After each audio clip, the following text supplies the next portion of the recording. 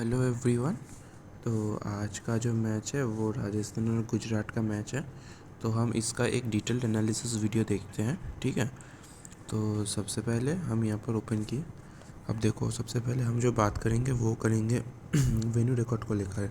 Venue record ये राजस्थान के home ground में खेला जाएगा, जो कि है सवाई मानसिंह स्टेडियम पर, ठीक है। तो अब अगर बात करें तो यहाँ पर राजस्थान का होम ग्राउंड है, मतलब राजस्थान यहाँ पर ज़्यादा मैचेस खेलेंगे और गुजरात यहाँ पर कम मैचेस कर लेंगे, ठीक है। तो हम वेन्यू रिकॉर्ड में कोशिश करेंगे कि राजस्थान के ऊपर ज़्यादा फोकस बना पाए, ठीक है। अब देखो, अब बात यह है कि यहाँ पर पिछला मैचेस, यहाँ पर जो पास्ट का जो मैचेस हुआ है वो कैसा हुआ है वो थोड़ा देख लेते हैं। पिछला जो मैचेस हुआ है वो एक आरसीबी और राजस्थान के बीच में हुआ है, ठीक है। वहाँ पर आरसीबी से विराट कोहली स्कोर किया और इधर से राजस्थान में से जॉस बटलर ने हाई स्कोर किया। इसके साथ संजू सैमसन ने स्कोर किया और इसके बाद सेकंड हाई स्कोर यहाँ था फैफ डू प्लेसिस, ठीक है। तो यहाँ से हम लोगों को एक चीज़ मालूम पड़ रहा है कि देखो, ये भी ओपनर है, ये भी ओपनर है, जॉस बटलर भी ओपनर है, संजू सैमसन भी ओपनर है। तो लगभग ये थोड़ा सा एक पैटर्न सा बन रहा है, ठीक है। और इसका पिछला वाला मैच भी तुम देखोगे जो तुमको एक पैटर्न सा मिल जाएगा कि राजस्थान में अगर मैच होगा तो तुमको एक बड़ा स्कोर लगभग टॉप 3 के बल्लेबाजों से ही मिल जाएगा, ठीक है। तो इस लिहाज से हम लोग के लिए इम्पोर्टेंट कौन हो जाता है? यशस्वी जायसवाल, जॉस बटलर, संजू सैमसन और to an extent Riyan Parag. अब रियान पराग क्यों? क्योंकि यशस्वी जायसवाल का विकेट जल्दी गिर रहा है, इसलिए रियान पराग को ज़्यादा ओवर मिल रहा है खेलने के लिए, ठीक है। तो ये बस एक थोड़ा सा वेन्यू रिकॉर्ड के बारे में था। अब इसके बाद हम आगे बात करते हैं।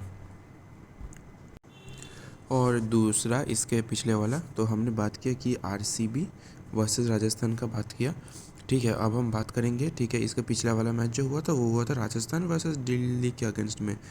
वहाँ पर अगर तुम देखोगे तो इधर से राजस्थान में से रियान पराग का हाईएस्ट स्कोर था और इधर से डेविड वार्नर का हाईएस्ट स्कोर था, ठीक है। तो वही बात मैं बोल रहा हूँ कि अगर यहाँ पर मतलब यहाँ पर अगर मैच हुआ तो टॉप 3 या फिर टॉप 4 में से, क्योंकि जैसे जायसवाल उतना अच्छा परफॉर्म नहीं कर रहा है तो टॉप 4 से काम बन जाना चाहिए, ठीक है। तो मतलब टॉप 4 का जो बैट्समैन है वहाँ से तुमको वो लोग अच्छा खासा रन बनाएगा और तुमको, अगर तुमने उन सबको लिया तो तुमको एक सिक्सर में अच्छा प्रॉफिट बनाएगा, ठीक है। ये तो हो गया बैट्समैन का।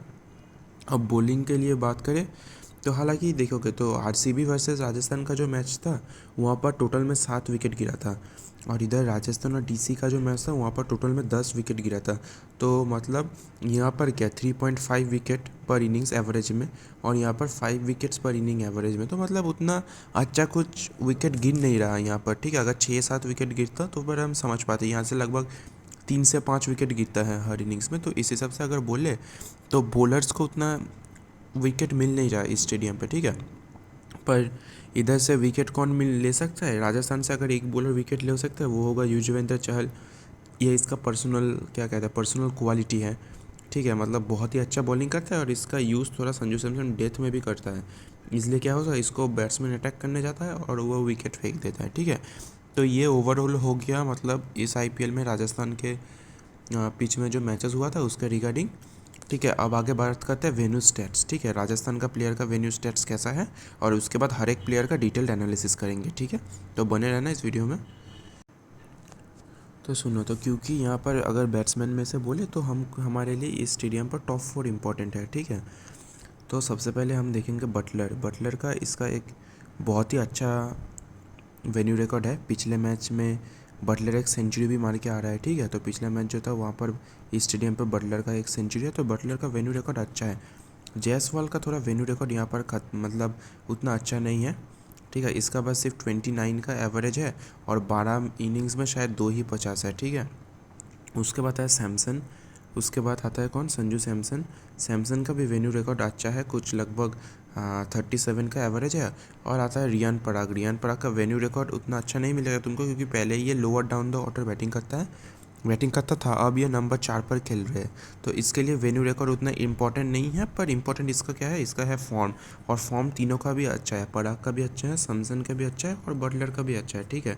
अब चलो, अब हर एक प्लेयर का डिटेल्ड एनालिसिस का वीडियो करते हैं। तो देखो, तो सबसे पहला प्लेयर जो है वो है जॉस बटलर, ठीक है। जॉस बटलर का अगर तुम एक्सपेक्टेड स्कोर देखोगे तो वो है 6.34, मतलब ये बहुत हाई है भाई, बहुत हाई। ऐसे प्लेयर्स को मैं कभी भी तुमको रिकमेंड नहीं करूँगा, ठीक है। तुम ले सकते हो अगर तुम्हारा मन है, पर ऐसे प्लेयर्स को मैं कभी भी रिकमेंड नहीं करूँगा लेने के लिए, ना ही ट्रेडिंग के लिए, ना ही लॉन्ग टर्म इन्वेस्ट के लिए, ठीक है। इसको मत लो, क्योंकि अगर ये फ्लॉप चला गया तो तुमको लगभग मतलब 30% से ज़्यादा लॉस तो दे ही गया। अगर ये बाई चांस सपोज करो कि रन आउट हो गया 0 पर, या फिर 10 से कम स्कोर बना, तो ये मतलब बहुत ज़्यादा तुमको नुकसान देगा, ठीक है। तो जितना भी अच्छा फॉर्म में हो, क्योंकि जॉस बटलर का एक्सपेक्टेड स्कोर इतना हाई है, इतना हाई है, तो मैं इसको रिकमेंड नहीं करूँगा। Jos Buttler is not recommended, ठीक है। अगर किसी को रिस्क लेने का मन हो, ठीक है, अगर किसी को रिस्क लेने का मन हो तो जॉस बटलर को शॉर्ट करके चलना, ठीक है। क्योंकि क्या इसका एक्सपेक्टेड स्कोर इतना हाई है ना, अगर ये बाई चांस यहाँ से 10 रन के या फिर 20 रन के अंदर आउट हो गया, तो तुमको 20% 30% का प्रॉफिट मिल जाएगा, और 2x में तो 40% का प्रॉफिट मिल जाएगा तुमको, ठीक है। बहुत अच्छा है, ठीक है ये, क्योंकि सामने देखो, सामने का बॉलिंग अटैक अगर तुम देखोगे तो वहाँ पर तुमको राशिद खान मिलेगा, ठीक है, स्पेंसर जॉनसन मिलेगा, उमेश यादव मिलेगा, ठीक है, मोहित शर्मा मिलेगा, ठीक है। तो एक अच्छा बॉलिंग अटैक है। अगर जॉस बटलर को आउट कर दिया तो तुमको लगभग 2x में 40 से 50% का तो प्रॉफिट मिल जाएगा। तो इसलिए अगर तुम सेफ खेलना चाहते हो तो जॉस बटलर को कुछ मत करना, जॉस बटलर को कुछ मत करना। और अगर तुम रिस्क लेना चाहते हो, ठीक है, तो जॉस बटलर को शॉर्ट करके चलना, ठीक है, हो गया। सेम लॉजिक गोज़ फॉर यशस्वी जायसवाल। यशस्वी जायसवाल को भी देखो, यशस्वी जायसवाल का एक्सपेक्टेड स्कोर 6.20 है, ये भी बहुत हाई है, ठीक है। ये लगातार फ्लॉप चल रहा है, और अगर तुम देख पाओगे कि देखो 27% का इसका मतलब लॉस हुआ है, समझ में आया, क्योंकि ये लगातार फ्लॉप जा रहा है कुछ 3-4 मैचेस से। तुम देख भी पा रहे होगे, ये जो ग्राफ देखो, ये ग्राफ वाला चीज़ देखो, पहले इसका प्राइस था, देखो गिरता जा रहा है, ठीक है। तो सेम लॉजिक से मैं बोलूँगा कि अगर तुम सेफ खेलना चाहते हो, बटलर और जायसवाल को अवॉइड करके चलना, ठीक है, क्योंकि इसका एक्सपेक्टेड स्कोर हाई है। और अगर तुम रिस्क लेना चाहते हो तो इन सबको शॉर्ट करना, ठीक है। क्या करना? शॉर्ट करना, ठीक है, लॉन्ग टर्म के लिए। ये सब रिस्क वाले के लिए, ठीक है। उसके बाद है संजू सैमसन। देखो संजू सैमसन के 3 मैचेस बाकी हैं, ठीक है। मैं संजू सैमसन को, अगर तुमने पहले लिया है तो इसको होल्ड करना, ठीक है। और अगर तुमने नहीं लिया तो this is not the right match to take him. क्योंकि इसको मैं क्यों बोल रहा हूँ, देखो संजू सैमसन का बात यह है कि संजू सैमसन का लेफ्ट आर्म चाइना मैन, ठीक है, उसके सामने 5 इनिंग्स में 2 बार आउट हो चुका है, और एवरेज सिर्फ 5 का है, समझ में आया, मतलब सिर्फ 5 ही रन बना पाता है एक लेफ्ट आर्म चाइनामैन गेंदबाज के अगेंस्ट में। और इस टीम में एक लेफ्ट आर्म चाइनामैन गेंदबाज है, कौन है वो है नूर अहमद, समझ में आया। तो नूर अहमद क्योंकि एक लेफ्ट आर्म चाइनामैन है, तो इसका बहुत अच्छा चांसेस है कि संजू सैमसन को विकेट नूर अहमद को मिल जाए, ठीक है। तो इसलिए मैं बोलूँगा कि अगर तुम्हारे पास संजू सैमसन पहले से है तो तुम उसको होल्ड करो, और अगर तुम्हारे पास संजू सैमसन नहीं है तो इस मैच के बाद तुम ले सकते हो। इस मैच में संजू सैमसन को ना लेना, ठीक है। अब अगला प्लेयर के जाते हो, वो है रियान पराग। तो रियान पराग के बारे में बात करते हैं। रियान पराग कहाँ का है, देखो ये है रियान पराग, ठीक है। रियान पराग का अभी अगर तुम देखो, ठीक है, तो सिर्फ एक ही मैच बाकी है, ठीक है, सिर्फ एक ही मैच बाकी है। तो मैं इसको एडवाइस करूँगा कि इसका आईपीओ इस मैच के बाद लॉन्च होगा, तो इसका आईपीओ ले लेना, ठीक है। और अगर तुम लोग इसको होल्ड कर रहे हो तो इसको सेल कर देना, ठीक है। अगर तुम लोग इसको होल्ड कर रहे हो, तो इसको सेल कर देना। और अगर तुम इसको लेना चाहते हो तो एक मैच बाकी है, बस इस एक मैच के लिए मत यार। अगर नहीं खेल पाए, हालांकि अच्छा खेल रहा है, पर अगर नहीं खेल पाए बाई चांस लॉस हो जाएगा, तो मैं इसको एडवाइस करूँगा कि आईपीओ में लेना, ठीक है। अब उसके बाद आता है कौन, उसके बाद आता है सिमरन हेटमायर। यार मतलब सिमरन हेटमायर का क्या ही बोले, सिमरन हेटमायर का इस साल उतना बड़ा कोई स्कोर आया नहीं है, ठीक है। कुछ मेरे को कुछ 40 रन प्लस इनिंग्स आ नहीं रहा, ठीक है। ये वो ऐसा प्लेयर है कि ये 15 ओवर के बाद आएगा, कुछ 15 या फिर 20 रन बनाएगा, ठीक है। अब ये फिर वही वाला प्लेयर होगा कि इसको तुमको अप करके ना उतना प्रॉफिट मिलेगा, ना इसको डाउन करके तुमको उतना प्रॉफिट मिलेगा, ठीक है। तो इसको छोड़ सकते हो। उसके बाद आता है ध्रुव जुरैल। उसके बाद जो आता है वो ध्रुव जुरैल का भी वही सेम सीन हो गया, ठीक है, क्योंकि राजस्थान रॉयल्स का टॉप ऑर्डर इतना अच्छा कर रहा है, इसलिए ध्रुव जुरैल हिटमैन इन लोगों को उतना बैटिंग नहीं आ रहा है, ठीक है। और इस हिसाब से मतलब वो जब आएगा तो 10 से 15 रन या फिर 10 से 20 रन कुछ एक अच्छा स्ट्राइक रेट के साथ बना के जाएगा, और ये विकेट कीपिंग भी नहीं कर रहा। तो वही इसको ना अप करके तुमको प्रॉफिट मिलेगा, ना डाउन करने तो तुमको प्रॉफिट मिलेगा, हो गया। तो इसके बाद कौन आता है, इसके बाद आता है, देखते हैं, अब उसके बाद आता है, ठीक है, रविचंद्रन अश्विन। अब उसके बाद आता है रविचंद्रन अश्विन, ठीक है। अब रविचंद्रन अश्विन का अगर तुम देखो तो ठीक है, तो रविचंद्रन अश्विन का जो सिनेरियो है वो है कि इसको विकेट ज़्यादा मिल नहीं रहा, ठीक है। पर बात ये है कि अगर टॉप ऑर्डर, ठीक है, अगर टॉप ऑर्डर जल्दी आउट हो जाए, ठीक है, अगर टॉप ऑर्डर जल्दी आउट हो जाए तो इसको नंबर 4 पर भेजेगा बैटिंग करने के लिए। पर बात यह है कि राजस्थान रॉयल्स का टॉप ऑर्डर भी अच्छा खेल रहा है, ठीक है, टॉप 4 अच्छा खेल रहे हैं, उतना ज़्यादा जल्दी हर एक मैच में विकेट नहीं मिलेगा, तो इसलिए रवि अश्विन को तुम कुछ मत करना, ठीक है। रवि अश्विन को भी कुछ मत करना। उसके बाद आएगा शुभम दुबे। शुभम दुबे कहाँ गया, जो कि इम्पैक्ट प्लेयर बन के आता है, ठीक है। मेरे को मिल नहीं रहा क्यों हुआ यार। आवेश, एम्पन, नरेंद्र, कुणाल, महाराज, फिर हाँ देखो ये रहा शुभम दुबे, ठीक है। शुभम दुबे का वही एक इम्पैक्ट प्लेयर के स्तर में यूज़ किया जाता है और इसको मतलब नंबर 6, नंबर 7 ऐसे जगह पर बैटिंग मिलता है और यहाँ पर वो उसको कुछ करने का मौका नहीं मिलता, ठीक है। तो इसको भी इग्नोर करके चलो, ठीक है, कुछ नहीं करने का इसका, ठीक है। अगला देखते हैं। तो अब आता है बॉलर वाला सेक्शन में। बॉलर वाला सेक्शन में जो पहला नाम आएगा जो है ट्रेंट बोल्ट। ट्रेंट बोल्ट एक क्वालिटी गेंदबाज है, पर बात यह है कि रिसेंटली इस आईपीएल में ऐसा चल रहा है कि जहाँ पर स्विंग है वहाँ पर बोल्ट किंग है, और अगर मैच में स्विंग नहीं है तो बोल्ट वहाँ पर मतलब प्रजा बन के रह रहा है, ठीक है। तो यहाँ पर मतलब राजस्थान रॉयल्स की जो होम ग्राउंड है वहाँ पर ज़्यादा स्विंग देखने को नहीं मिल रहा है, ठीक है। तो मैं बोलूँगा बोल्ट, हालांकि इसका एक्सपेक्टेड स्कोर बहुत ही कम है, पर मैं बोलूँगा बोल्ट को मतलब कुछ मत करना, ठीक है। इसका जब स्विंग वगैरह होगा तो अब विकेट लेगा, और वरना ये नहीं ले रहा है उतना, ना ही उसका उतना डेथ ओवर में यूज़ हो रहा है, ठीक है। एक प्लेयर आ रहा है, उसका नाम है नरेंद्र बर्गर, ठीक है। नरेंद्र बर्गर को मैं बोलूँगा कि इसका 2 मैच बाकी है, ठीक है, 2 मैच बाकी है।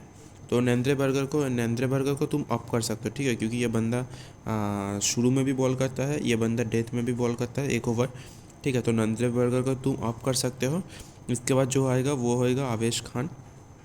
आवेश खान, आवेश खान, आवेश खान, हाँ। इसके बाद जो आएगा वो होगा आवेश खान, ठीक है। अब आवेश खान का बात है कि आवेश खान को वो भी बस कुछ मैच में 1 विकेट मिल रहा है, कुछ मैच में 0 विकेट मिल रहा है, ठीक है। आवेश खान भी उतना कुछ अच्छा स्पेल नहीं कर रहा। और लास्ट प्लेयर जो आएगा वो आएगा युजवेंद्र चहल। युजवेंद्र चहल को अप करके चलना, ठीक है। युजवेंद्र चहल कहाँ है, मैं दिख लूँ थोड़ा, हाँ देखो, ठीक है। युजवेंद्र चहल का भी इस मैच के बाद आईपीओ आएगा, तो अगर तुम इसको होल्ड कर रहे हो तो इसको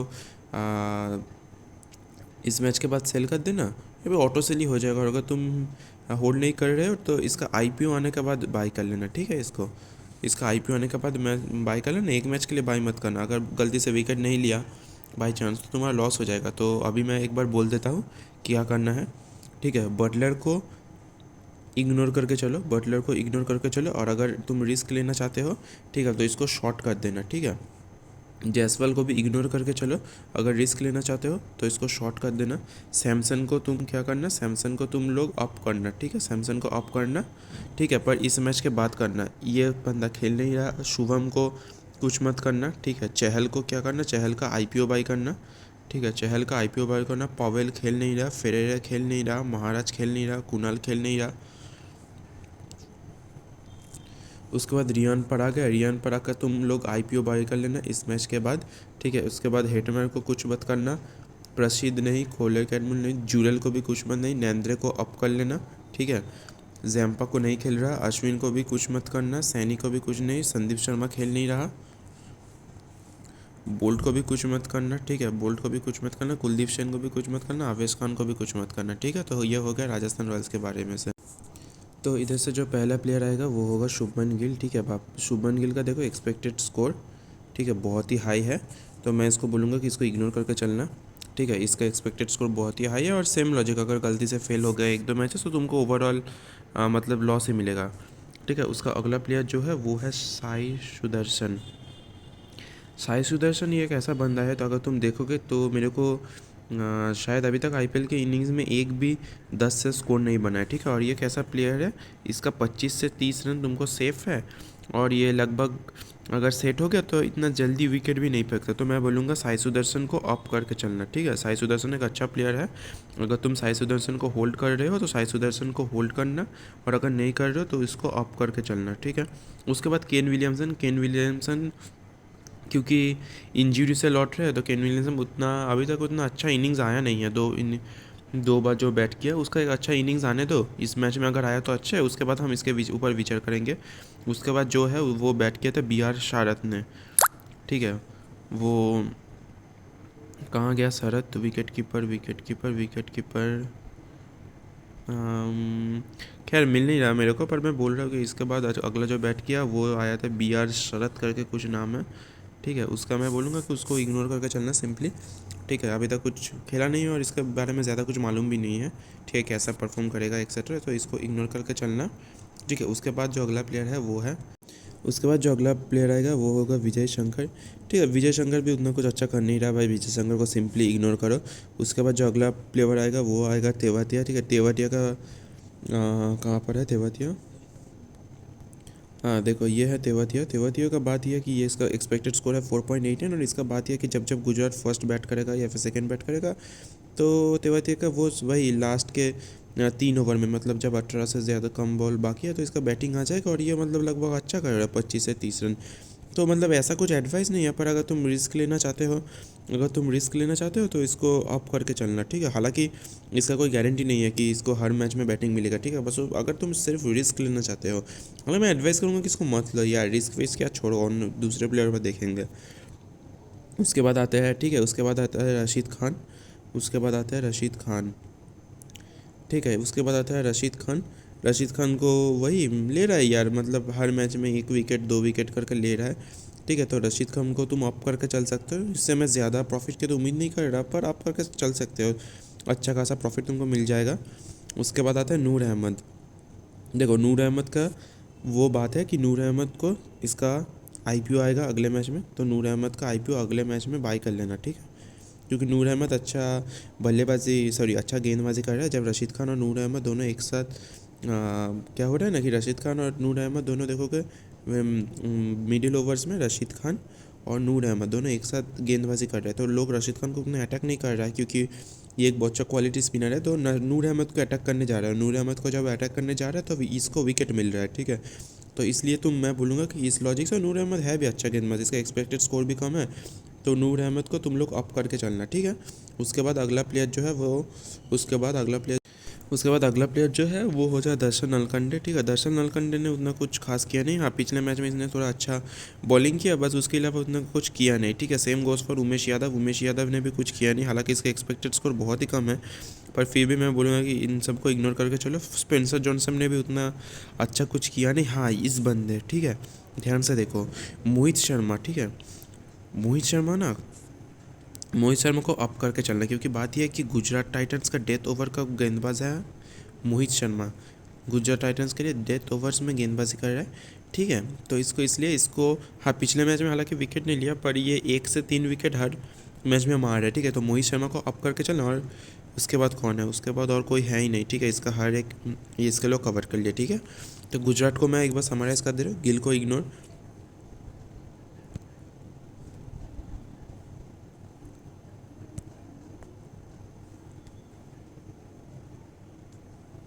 तो देखो मैं बोल रहा हूँ गिल को इग्नोर करना, ठीक है, क्योंकि इससे एक्सपेक्टेड स्कोर बहुत ही हाई है, और अगर रिस्क लेना चाहते हो तो कुछ करना नहीं इसको, ठीक है। उसके बाद सुदर्शन को अप करके चलना, केन विलियमसन को छोड़ दो, राशिद खान को भी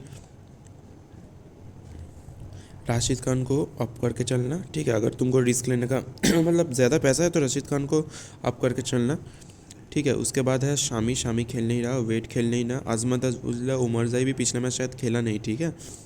इसको भी अभी तक छोड़ सकते हो। अजमतुल्ला ने भी अगर ये नंबर 4 पर बैटिंग करता तो इसके बारे में सोच सकते थे, पर अभी इसना जैसे अफगानिस्तान में यूज़ हो रहा था इसका, उसने गुजरात उतना अच्छा तरीके से इसको यूज़ नहीं कर रहा, तो छोड़ो।